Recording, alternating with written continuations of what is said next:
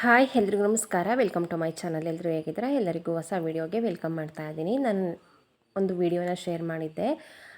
16 ವರ್ಷದ ಕನಸು ನನಸಾಯಿತು. ರಾಯರ ನಾಮಲೇಖನದಿಂದ ಫಲ ಸಿಕ್ತು, ರಾಯರ ಪವಾಡ ಅಂತ ಒಂದು ವೀಡಿಯೋನ ಹಾಕಿದ್ದೆ.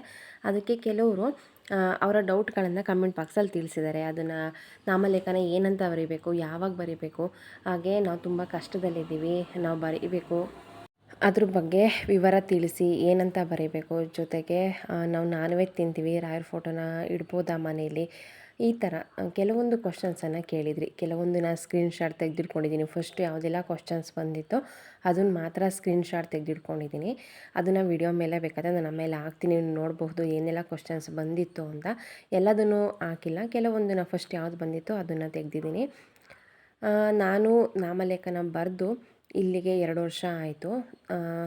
ಇನ್ನೇನು ಚತುರ್ಮಾಸ ಬರ್ತಾ ಇದೆ. ನಾನು ಅದು ಬರುವಾಗ ಒಂದು ವಾರ ಮುಂಚೆಲೇ ತಿಳಿಸ್ತೀನಿ ಯಾವಾಗ ನೀವು ಬರಿಬೇಕು ಅನ್ನೋದನ್ನು. ಚತುರ್ಮಾಸದಲ್ಲಿ ಅದನ್ನು ಬರೆದ್ರೆ ತುಂಬ ಒಳ್ಳೆಯದು. ಬೇರೆ ಟೈಮಲ್ಲಿ ಬರಿಬಾರ್ದ? ಖಂಡಿತ ಬರಿಬಹುದು, ತಪ್ಪೇನಿಲ್ಲ. ಆದರೆ ಅದಕ್ಕೆ ಅದರದ್ದೇ ಆದಂತಹ ನಿಯಮಗಳನ್ನು ಇರುತ್ತೆ, ಅದನ್ನು ಪಾಲಿಸ್ಕೊಂಡು ಬರಿಬೇಕು. ಚತುರ್ಮಾಸದಲ್ಲಿ ಬರೆದ್ರೆ ಖಂಡಿತ ಒಳ್ಳೆಯದಾಗುತ್ತೆ. ಉದಾಹರಣೆ ತೊಗೊಳ್ಬೇಕು ಅಂತಂದರೆ, ರಾಯರು ನನಗೂ ತುಂಬ ಒಳ್ಳೇದು ಮಾಡಿದ್ದಾರೆ. ನಮ್ಮ ಅಕ್ಕಂದು ಒಳ್ಳೆಯದಾಗಿದೆ, ನಮ್ಮ ಅಕ್ಕನಿಗೂ ಕೂಡ ಒಳ್ಳೆಯದಾಗಿದೆ. ನಾವು ಏನಂತ ಸಂಕಲ್ಪ ಮಾಡಿ ನಾವು ಬರೆದಿದ್ವಿ, ನಮಗೆ ಆ ಸಂಕಲ್ಪ ನೆರವೇರಿದೆ. ಖಂಡಿತ ರಾಯರು ಒಳ್ಳೇದು ಮಾಡ್ತಾರೆ. ನಾನಿವಾಗ ಏನು ಇವಾಗ ನಾನು ಪೂಜೆ ಮಾಡೋದನ್ನು ತೋರಿಸ್ತಾ ಇದ್ದೀನಿ, ಅದು ಸುಮ್ಮನೆ ಹಾಕಿರೋದು. ಜಸ್ಟ್ ನನ್ನ ವಾಯ್ಸನ್ನು ಕೇಳಿಸ್ಕೊಂಡ್ರೆ, ಅಂದರೆ ನಾನು ಅದ್ರ ಬಗ್ಗೆ ತಿಳಿಸ್ತೀನಿ ಮುಂದೆ ನಾನು ಯಾವ ಥರ ಬರೆದಿದ್ದೆ. ಬುಕ್ಸಲ್ಲಿ ತೋರಿಸ್ತೀನಿ ನಾನು ಎಷ್ಟು ಸಲ ಬರೆದಿದ್ದೆ, ಯಾವ ಥರ ಬರೆದಿದ್ದೆ, ಏನು ಬರೀಬೇಕು, ಎಲ್ಲದನ್ನು ಕೂಡ ಕಂಪ್ಲೀಟಾಗಿ ನನ್ನ ಕೈಲಿ ಎಷ್ಟು ಆಗುತ್ತೆ, ನನಗೆ ಎಷ್ಟು ಗೊತ್ತು ನಾನು ಅದನ್ನು ತಿಳಿಸ್ತೀನಿ. ಫಸ್ಟೇ ಹೇಳ್ತಾ ಇದ್ದೀನಿ, ನಾನು ಹೇಳೋದು ಮಾತ್ರ ನಿಜ, ಬೇರೆಯವ್ರು ಹೇಳೋದು ತಪ್ಪು ಅಂತ ನಾನು ಖಂಡಿತ ಹೇಳ್ತಾ ಇಲ್ಲ. ಏನು ನಿಯಮ ಇದೆ ಅದನ್ನು ತಪ್ಪಿಲ್ಲದೆ ಒಳ್ಳೆ ಮನಸ್ಸಿನಿಂದ, ಶ್ರದ್ಧೆ ಭಕ್ತಿಯಿಂದ ನೀವು ಬರಿತಾ ಹೋದರೆ ಖಂಡಿತ ರಾಯರು ಒಳ್ಳೆಯದನ್ನು ಮಾಡಿಯೇ ಮಾಡ್ತಾರೆ. ಅದರಲ್ಲಿ ಅನುಮಾನ ಬೇಡ. ಆದಷ್ಟು ಚಿಕ್ಕ ಪುಟ್ಟ ತಪ್ಪುಗಳು ಆಗದೇ ಇರೋ ರೀತಿಯಾಗಿ ಗಮನ ಇಟ್ಕೊಂಡು ಬರೆದ್ರೆ ಅಷ್ಟೇ ಸಾಕು.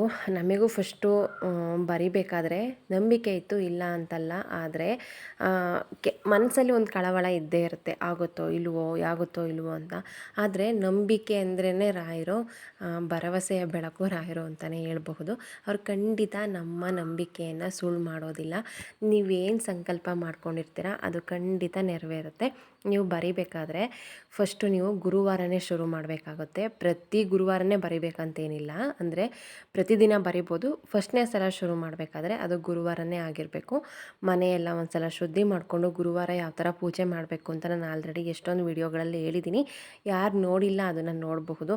ಇವಾಗಂತೂ ಎಲ್ಲರೂ ರಾಯರನ್ನು ಪೂಜೆ ಮಾಡ್ತಾರೆ, ಅದು ನನಗೆ ಸಿಕ್ಕಾಪಟ್ಟೆ ಖುಷಿ ಇದೆ. ಗುರುವಾರ ಯಾವ ಥರ ಪೂಜೆ ಮಾಡ್ತೀವಿ, ತಲೆಗೆ ಸ್ನಾನ ಮಾಡಿ, ಮನೆಯೆಲ್ಲ ಶುದ್ಧಿ ಮಾಡಿ, ಮಡಿ ಬಟ್ಟೆಯಿಂದ ಫೋಟೋ ಒರೆಸ್ಕೊಂಡು, ಗಂಧ ಇಟ್ಟು, ಹೂವಿನ ಅಲಂಕಾರ ಮಾಡಿ, ತುಳಸಿ ಏರಿಸಿ ರಾಯರಿಗೆ ಪೂಜೆ ಮಾಡಿ, ಅವತ್ತು ತುಪ್ಪ ದೀಪ ಹಚ್ಚಿ ಪೂಜೆ ಮಾಡಿದರೆ ತುಂಬಾ ಒಳ್ಳೆಯದು. ನೈವೇದ್ಯಕ್ಕೆ ಹಣ್ಣು ಅಥವಾ ಸಿಹಿ ಏನಾದ್ರೂ ಮಾಡಬಹುದು. ಫಸ್ಟ್ನೇ ಸಲ ಪೂಜೆ ಮಾಡೋದಲ್ವ. ಚತುರ್ಮಾಸ 4 ತಿಂಗಳಿರುತ್ತೆ. ಆ 4 ತಿಂಗಳಲ್ಲೇ ಮುಗಿಸಿದ್ರೆ ತುಂಬಾ ಒಳ್ಳೆಯದು. ಆದಷ್ಟು ಬೇಗ ನಿಮ್ಮ ಕಷ್ಟಗಳು ಪರಿಹಾರ ಆಗ್ತವೆ. ಅಂತಂದರೆ ಹೇಗೆ ಅಂತಂದರೆ, ಚಿಕ್ಕ ಪುಟ್ಟದಾದರೆ ಬೇಗನೆ ಆಗಿಬಿಡತ್ತೆ. ಇವಾಗ ತುಂಬ ಕಷ್ಟವಾಗಿರೋದಿರುತ್ತೆ, ಅಂಥದ್ದನ್ನು ನೀವು 1 ತಿಂಗಳು 15 ದಿನ ಆಗೋದೇ ಇಲ್ಲ ನಾನು ಹೇಳ್ತಿಲ್ಲ, ಅಷ್ಟು ಬೇಗ ಆದರೂ ಆಗಬಹುದು. ಆದರೆ ಕೆಲವೊಂದಕ್ಕೆ 1 ವರ್ಷ ಅಲ್ಲಿವರೆಗೂ ಟೈಮನ್ನು ತಗೊಳ್ಬಹುದು. ನಾವು ಮುಂಚೆ ಬರೆದಾಗ ನಮಗೂ 1 ವರ್ಷ ಆದಮೇಲೆ ರಾಯರು ಅದ್ರ ಸೂಚನೆ ಸಿಕ್ಕಿ ಒಳ್ಳೆಯದಾಗಿದೆ ಅಂತ ನಮಗೆ ಗೊತ್ತಾಗಿದ್ದು. ಯಾಕೆಂತಂದರೆ ನಾವು ಚಿಕ್ಕದು ಕೇಳಿರಲಿಲ್ಲ, ತುಂಬಾ ದೊಡ್ಡದ್ದೇ ಕೇಳಿದ್ದು. ಹಾಗಾಗಿ ನಮಗೆ ಸ್ವಲ್ಪ ಟೈಮ್ ತೊಗೊಳ್ತು. ಬೇರೆಯವರಿಗೆ ಇನ್ನೂ ಬೇಗನೆ ಆಗಬಹುದು. ನಾನು ವಿಶ್ ಮಾಡ್ತೀನಿ ಇನ್ನೂ ಬೇಗನೆ ಆಗಲಿ, ನಿಮ್ಮ ಕಷ್ಟಗಳು ಬೇಗನೆ ಪರಿಹಾರ ಆಗಲಿ ಅಂತ. ಪ್ರತಿದಿನ ಸ್ನಾನ ಮಾಡಿ ಪೂಜೆ ಮಾಡಬೇಕಾದ್ರೆ ಬರಿತಾ ಇದ್ದೆ. ಅಂದರೆ ಬೇರೆ ಟೈಮಲ್ಲಿ ಬರಿಬಾರ್ದು ಅಂತಂದರೆ ಖಂಡಿತ ಬರಿಬಹುದು. ನಾನು ಆವಾಗ ಒಂದು ಪೇಜಿನಷ್ಟು ಬರೆದು ಸುಮ್ಮನೆ ಆಗ್ತಾಯಿದ್ದೆ. ನಂತರ ನನಗೆ ಯಾವಾಗ ಫ್ರೀ ಇರ್ತೀನಿ ಆವಾಗ ಕೈಕಾಲು ಮುಖ ತೊಳ್ಕೊಂಡು ಬಂದು ಬರಿತಾ ಇದ್ದೆ. ಚತುರ್ಮಾಸದಲ್ಲಿ ಬರೆದ್ರೆ ತುಂಬಾ ಒಳ್ಳೆಯದು. ನಾನು ಇದನ್ನು ಮತ್ತೆ ಕವರ್ ಓಪನ್ ಮಾಡ್ತೀನಿ ಅಂತ ಅಂದ್ಕೊಂಡೇ ಇರಲಿಲ್ಲ. ಚತುರ್ಮಾಸ ಇನ್ನೇನು ಬರ್ತಾಯಿದೆ ಹೇಳಿದ್ನೆಲ್ಲ ಒಂದು ವಾರ ಮುಂಚೆನೇ ನಾನು ತಿಳಿಸ್ತೀನಿ, ಆವಾಗ ನೀವು ಅದನ್ನು ಬರೀಬಹುದು. ಬರೆದು ನಾನು ಲಕ್ಷದ ಸಾವಿರದ ಸಲ ಬರ್ತಿದ್ದೀನಿ ಅಂತ ಅಂದ್ಕೊಳ್ತೀನಿ. ಲಕ್ಷದ ಸಲ ಬರೀಬೇಕು ಅಂತಿತ್ತು. ಏನಾದರೂ ಕೌಂಟಿಂಗಲ್ಲಿ ಮಿಸ್ ಆದರೆ ಕಡಿಮೆ ಆಗಬಾರ್ದು, ಜಾಸ್ತಿ ಆದರೂ ಪರವಾಗಿಲ್ಲ ಅನ್ನೋ ಕಾರಣಕ್ಕೆ ನಾನು 1,000 ಜಾಸ್ತಿನೇ ಬರೆದಿದ್ದೆ. ಇವಾಗ ನೀವೇನು ನೋಡ್ತಾ ಇದ್ದೀರಾ, ಇದನ್ನು ಕವರ್ ಈ ಥರ ಪ್ಯಾಕ್ ಮಾಡಿ ದೇವ್ರ ಮನೇಲಿ ಇಟ್ಟಿದ್ದೆ ಸ್ವಲ್ಪ ದಿನ. ನಂತರ ತೊಗೊಂಡೋಗಿ ಬೀರೂಲಿಟ್ಟು ಬೀರು ಪೂಜೆ ಮಾಡ್ತೀವಲ್ಲ, ಆವಾಗ ಇದಕ್ಕೂ ಕೂಡ ಒಂದು ಪೂಜೆಯನ್ನು ಮಾಡ್ತಾಯಿದ್ದೆ. ಫಸ್ಟು ಈ ಥರ ಬುಕ್ಸ್ಗಳನ್ನು ನಾನು ತರಿಸ್ಕೊಂಡಿದ್ದೆ ನಾಮಲೇಖನ ಬರೆಯೋದಕ್ಕೆ ಅಂತಲೇ. ಅದರಲ್ಲಿ ಮಂತ್ರಾಕ್ಷತೆ, ಮೃತ್ತಿಕೆ ಪ್ರಸಾದ ಬಗ್ಗೆ ಎಷ್ಟು ಮಹತ್ವ ಇದೆ ಅನ್ನೋದನ್ನು ಒಂದು ಪೇಜಲ್ಲಿ ತಿಳಿಸಿರ್ತಾರೆ. ನಂತರ ನಮ್ಮ ಹೆಸರು ಬರೆದು ಅಲ್ಲಿ ಕೆಳಗೆ ಸಂಕಲ್ಪ ಅಂತ ಇರುತ್ತೆ, ಅಲ್ಲಿ ಸಂಕಲ್ಪ ಬರೀಬೇಕು ನಾವು. ಅಂದರೆ ಯಾವ ಕಾರಣಕ್ಕೆ ನಾವು ನಾಮಲೇಖನವನ್ನು ಮಾಡ್ತಾ ಇದ್ದೀವಿ, ಬರಿತಾ ಇದ್ದೀವಿ ಅಂತ.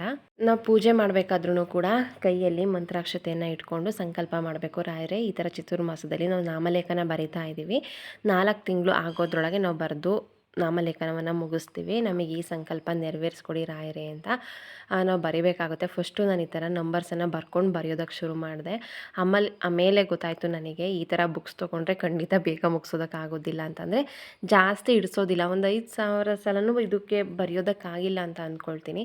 ಈ ಥರ ಫಸ್ಟ್ 2 ಸಣ್ಣ ಬುಕ್ಸ್ಗಳನ್ನು ತರಿಸ್ಕೊಂಡಿದ್ದೆ. ಇದೇ ಥರ ಬುಕ್ಸ್ ತರಿಸ್ಬೇಕಂತ ಏನಿಲ್ಲ, ಈ ಥರ ಮಾಮೂಲಿ ನೋಟ್ಬುಕ್ಸ್ ಬರುತ್ತಲ್ಲ ನೋಡಿ, ಇದರಲ್ಲೂ ಕೂಡ ಬರಿಬಹುದು. ನಾನು 400 ಪೇಜಿನ ನೋಟ್ಬುಕ್ ತರಿಸಿದ್ದೆ. ನಾನು ಫಸ್ಟ್ ಅಂದ್ಕೊಂಡಿದ್ದೆ ತುಂಬ ಈಸಿ, ಅಯ್ಯೋ ಬರೆದು ಬಿಡಬಹುದು ಅಂತ. ಆದರೆ ಖಂಡಿತ ಈಸಿ ಅಲ್ಲ, ಈಸಿಯಾಗಿ ಯಾವುದೂ ಆಗೋದು ಇಲ್ಲ, ಅದಕ್ಕೆ ಅಷ್ಟು ಫಲ ಸಿಗೋದು ಇಲ್ಲ. ಅಷ್ಟು ಕಷ್ಟ ಇರೋದಕ್ಕೆ ನಿಮ್ದು ಎಂಥದ್ದೇ ಕಷ್ಟದ ಸಂದರ್ಭಗಳಿದ್ರೂ ಕೂಡ ರಾಯರು ಅದನ್ನು ಬಗೆಹರಿಸ್ತಾರೆ. ಇವಾಗ ನೀವೇನು ನೋಡ್ತಾ ಇದ್ದೀರಾ, 400 ಪೇಜಿಂದು 2 ನೋಟ್ಬುಕ್ ತೊಗೊಂಡಿದ್ದೆ, ಅದನ್ನು ಕಂಪ್ಲೀಟ್ ಮಾಡಿದ್ದೀನಿ. ಹಾಗೆ ಸಣ್ಣದು 2 ಬುಕ್ಸು, ದೊಡ್ಡದು 2 ಬುಕ್ಸು. 1 ಪೇಜಿಗೆ ಇಷ್ಟೇ ಸಲ ಬರಿಬೇಕಂತೇನಿಲ್ಲ. ಏನಂತ ಬರಿಬೇಕು ಅಂತ ಕೇಳಿದರೆ ಶ್ರೀ ರಾಘವೇಂದ್ರ ಅಷ್ಟೇ ಬರಿಬೇಕಾಗಿರೋದು. ನಾವು ಮುಂಚೆ ಅಂದ್ಕೊಂಡಿದ್ದು, ಅಂದರೆ ನಮಗೆ ಅವಾಗಿನ್ನೂ ಗೊತ್ತಿರಲಿಲ್ಲ ಯಾವ ಥರ ಬರೀಬೇಕು ಅಂತ, ಶ್ರೀ ರಾಘವೇಂದ್ರಾಯ ನಮಃ ಅಂತ ಬರೀಬೇಕು ಅಂತ ಅಂದ್ಕೊಂಡಿದ್ವಿ. ಅಲ್ಲ, ಶ್ರೀ ರಾಘವೇಂದ್ರ ಅಷ್ಟು ಮಾತ್ರ ಬರೀಬೇಕು. ನಮಃ ಆ ಥರ ಏನೂ ಬರಿಬಾರ್ದು. ಆ ಥರ ಬರೆದ್ರೆ ಅದು ಸರಿಯಲ್ಲ. ನಾನು ತಿಳ್ಕೊಂಡಿರೋದು, ನನಗಿದರಿಂದ ಫಲ ಸಿಕ್ಕಿದೆ, ನಿಮಗೂ ಇದರಿಂದ ಒಳ್ಳೆಯದಾಗಲಿ ಅನ್ನೋ ಕಾರಣಕ್ಕೆ ಈ ವಿಡಿಯೋನ ಮಾಡ್ತಾಯಿದ್ದೀನಿ. ನಾನು ಈ ಥರ ಕವರ್ ಓಪನ್ ಮಾಡಿ ತೋರಿಸ್ತೀನಿ ಅಂತ ನಾನು ಅಂದ್ಕೊಂಡಿರಲಿಲ್ಲ. ತುಂಬ ಜನ ಕೇಳಿದ್ರಲ್ಲ, ನಿಮಗೂ ಎಲ್ಪ್ ಆಗಬಹುದು, ಇದನ್ನು ನೋಡಿದರೆ ನಿಮಗೊಂದು ಐಡಿಯಾ ಬರುತ್ತೆ ಯಾವ ಥರ ಬರೀಬೇಕು ಅಂತ. ಅದಕ್ಕೋಸ್ಕರ ನಾನು ಇವಾಗ ತಿಳಿಸ್ತಾ ಇದ್ದೀನಿ ನೋಡಿ. ಫಸ್ಟು ನಾನು ಒಂದು 3 ಪದ ಬರಿತಾ ಇದ್ದೆ ಒಂದು ಲೈನ್ಗೆ. ಕೊನೆಗೆ ಅದು ಸಾಕಾಗಲ್ಲ ಅಂತ ಅಂದ್ಕೊಂಡು 1 ಪೇಜಿಗೆ 4 ಸಲ, ಅಂದರೆ ಒಂದು ಲೈನಿಗೆ 4 ಸಲ ಬರೆಯೋ ಥರ ಗೆರೆಗಳನ್ನು ಹಾಕ್ಕೊಂಡೆ. ಹಾಗೆ 1 ಪೇಜಿಗೆ ಬರೆದ್ರೆ ಎಷ್ಟಾಗುತ್ತೆ, ನಾವು ಎಷ್ಟನೇ ಪೇಜಲ್ಲಿ ಬರಿತಾ ಇದ್ದೀವಿ, ಈ ಥರನೂ ಕೂಡ ಕೌಂಟ್ ಮಾಡ್ಕೊಳೋದಕ್ಕೆ ಈಸಿ ಆಗುತ್ತೆ ಅಂತ ಈ ಥರ ಮೆಥಡನ್ನು ಫಾಲೋ ಮಾಡಿದ್ವಿ. ಅಂದರೆ ಒಂದೊಂದನ್ನೇ ಹೇಳ್ಸೋದಕ್ಕಾಗೋದಿಲ್ಲ, ಎಲ್ಲದಕ್ಕೂ ನಂಬರ್ಸ್ ಹಾಕ್ಕೊಳ್ಳೋದಕ್ಕೂ ಆಗೋದಿಲ್ಲ. ಹಾಗಾಗಿ ನಾನು ಈ ಥರ ಈಸಿ ಮೆಥಡನ್ನು ಫಾಲೋ ಮಾಡಿದೆ. ನೀವು ಇದೇ ಥರ ಮಾಡಬೇಕಂತೇನಿಲ್ಲ. ನಿಮಗೆ ಇವಾಗ ನೋಡಿದ್ದೀರಾ ಅಂತ ಅಂದ್ಕೊಂಡಿದ್ದೀನಿ. ನೋಡಿ, ಈ ಥರ ಕಾಣಿಸುತ್ತೆ. ಯಾವ ಇಂಕಲ್ಲಿ ಬೇಕಾದ್ರೂ ಬರೀಬಹುದು. ರೆಡ್ ಇಂಕಲ್ಲಿ ಬರೀಬೇಡಿ, ಬ್ಲೂ ಬ್ಲ್ಯಾಕ್ ಇವೆರಡು ಇಂಕಲ್ಲಿ ನೀವು ಬರೀಬಹುದು. ನೋಡ್ಬೋದು ನಾನು ಈ ಥರ ಬರೆದಿದ್ದೀನಿ. ರಾಯರು ನಮ್ಮ ಸಂಕಲ್ಪವನ್ನು ಎಂಥದ್ದೇ ಕಷ್ಟ ಆಗಿರಲಿ ನಮಗೆ ಒಳ್ಳೆಯದನ್ನು ಮಾಡಿಯೇ ಮಾಡ್ತಾರೆ, ನೆರವೇರಿಸ್ತಾರೆ. ನನಗಿದ್ರ ಮೇಲೆ ತುಂಬಾ ನಂಬಿಕೆ ಇದೆ. ರಾಯರು ನನ್ನ ನಂಬಿಕೆ ಯಾವತ್ತೂ ಕೂಡ ಸುಳ್ಳಾಗೋದಕ್ಕೆ ಬಿಟ್ಟಿಲ್ಲ. ಲೇಡೀಸ್ದು ಮಂತ್ಲಿ ಪ್ರಾಬ್ಲಮ್ ಬರುತ್ತಲ್ಲ, ಆವಾಗ ಎಷ್ಟು ದಿನಕ್ಕೆ ಮುಗಿಯುತ್ತೆ, 5 ದಿನ 6 ದಿನ 7 ದಿನ ಅಷ್ಟು ದಿನ ಬರೀಬಾರ್ದು. ಅಷ್ಟು ದಿನ ಮುಗಿದ ಮೇಲೆ ತಲೆಗೆ ಸ್ನಾನ ಮಾಡಿ ಪೂಜೆ ಮಾಡಿ ಮತ್ತೆ ಬರೆಯೋದಕ್ಕೆ ಶುರು ಮಾಡಿ. ಆ 4 ತಿಂಗಳಲ್ಲೇ ಮುಗಿಸಿದ್ರೆ ತುಂಬ ಅಂದರೆ ತುಂಬಾ ಒಳ್ಳೆಯದು. ಕೊನೆಗೆ ಯಾವ ಥರ ಅದನ್ನು ರಾಯರಿಗೆ ಅರ್ಪಿಸ್ಬೇಕು ಅನ್ನೋದನ್ನು ಕೂಡ ನಾನು ಬರಿಬೇಕಾದ್ರೆ ವೀಡಿಯೋಸನ್ನು ಮಾಡಿ ಹಾಕಿದ್ದೀನಿ. ನೀವು ಆ ವೀಡಿಯೋಸನ್ನು ಚೆಕ್ ಮಾಡಿದ್ರೆ ನಿಮಗೆ ಸಿಗುತ್ತೆ. ಸಿಗ್ತೀನಿ ಮುಂದಿನ ವೀಡಿಯೋದಲ್ಲಿ. Thank you.